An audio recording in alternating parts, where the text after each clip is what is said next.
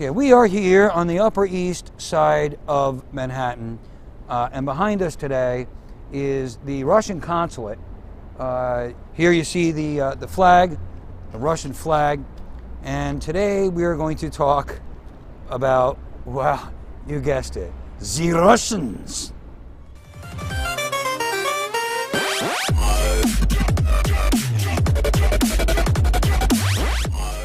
When President George Walker Bush first rolled into town in D.C., when he first took office, he took a look around him and said, what the hell? Within 30 days, he deported 50 Russian spies.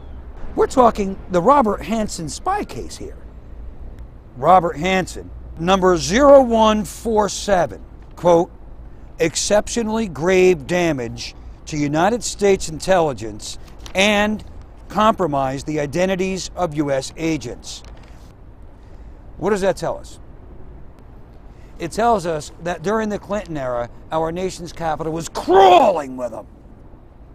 If you're able to deport 50 in 30 days, that means it's all right there. You didn't hear anything from any of these media outlets about the fact that Russian spies flourished during the Clinton years. Like ABC, for example, referred to it as the U.S. expels 50 Russian diplomats. When President Obama years later went and deported some of these guys, they referred to them as spies. They didn't say a thing about spies during the Bush years. They put words like spy claims, accused spy, alleged spy link. If it's a Republican in the White House, they're diplomats. If it's a Democrat, they're spies. I mean, is that okay? I don't need you to lie for us. The Bush White House came out with this kind of language. Bush wanted a policy marked by realism. They said in the Bush administration that there was a heightened level of Russian intelligence operations in the U.S. that increased significantly between 1993 and 1997.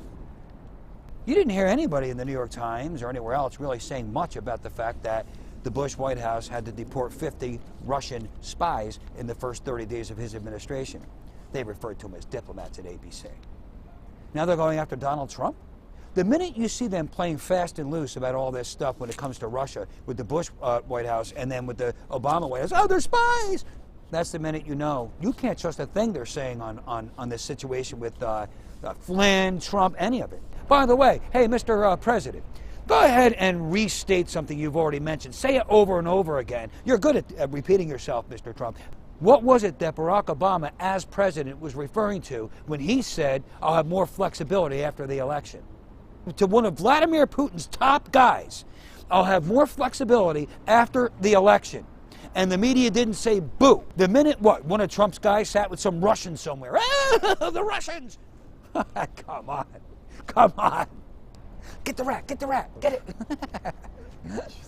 Where's a Russian with an AK when you need one? Yeah.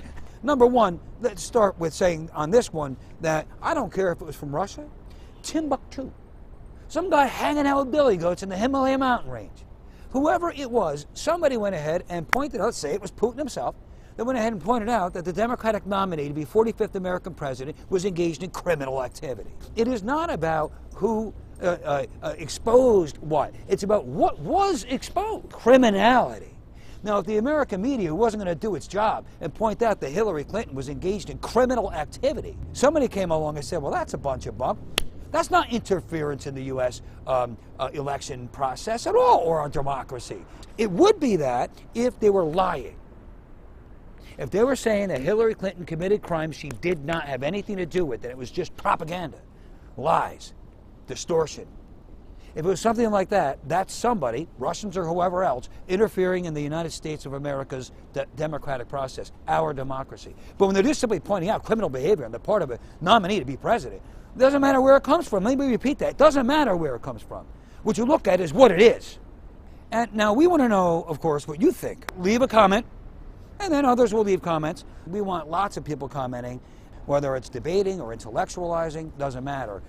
It's healthy. It's a healthy process. So leave a comment. Again, we're here today in front of the Russian Consulate here on the Upper East Side of Manhattan. President Trump, there is a difference between fighting fire with fire and stooping to their level at all times. Let's kind of avoid stooping to their level at all times. Put the velvet glove over the iron fist a little more here and there to go a long way, including as it relates to this situation with Russia. Until tomorrow, I say, keep the proper perspective.